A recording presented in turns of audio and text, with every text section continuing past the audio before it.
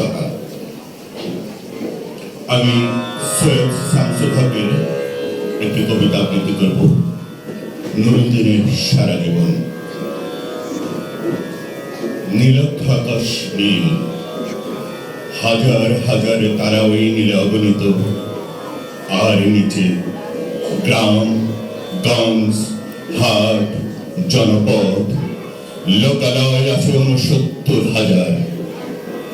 Double দুধের মতো জ্যোৎস্না তার ঢালিতেছে চাঁদ পূর্ণিমার।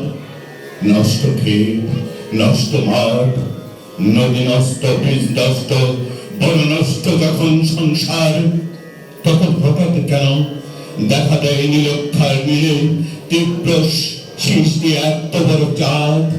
অতি অকস্মাৎ স্তব্ধ তর দেহ ছিঁড়ে কোন ধ্বনি, কোন শব্দ, কিসের প্রপাত?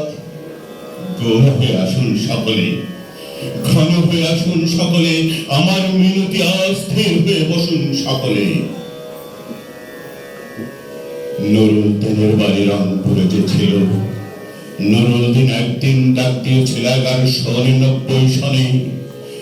বাংলার বুঝে আবার পড়ে যায় মনে, নুরুদ্দিনের কথা মনে পড়ে যায় যখন শকুন নেমে আসে সোনার বাংলায়। নুরুদ্দিনের কথা মনে পড়ে যায় যখন আমার এই দেশ ছেড়ে যায় দালালের আলখাল্লায়। নুরুদ্দিনের কথা মনে পড়ে যায় যখন আমার স্বপ্ন রূপ হয়ে যায়। নুরুদ্দিনের কথা মনে পড়ে যায় যখন আমার কণ্ঠ বাজেয়াপ্ত করে নিয়ে যায়। নুরুদ্দিনের কথা মনে পড়ে যায় যখন আমার এই দেশ, আমার দেহ থেকে রক্ত ঝরে যায় ইতিহাসের প্রতিটি পৃষ্ঠায়। আসুন আসুন তবে আজ এই প্রশস্ত প্রান্তরে, যখন স্মৃতির জ্যোৎস্নার সাথে ঝরে পড়ে, তখন কে থাকে ভেতরে, কে থাকে দমে, কে একাবশে নিঃসঙ্গ অশ্রুপাত করে। সমস্ত নদী অশ্রু অবশেষে ব্রহ্মপুত্রে মেশে।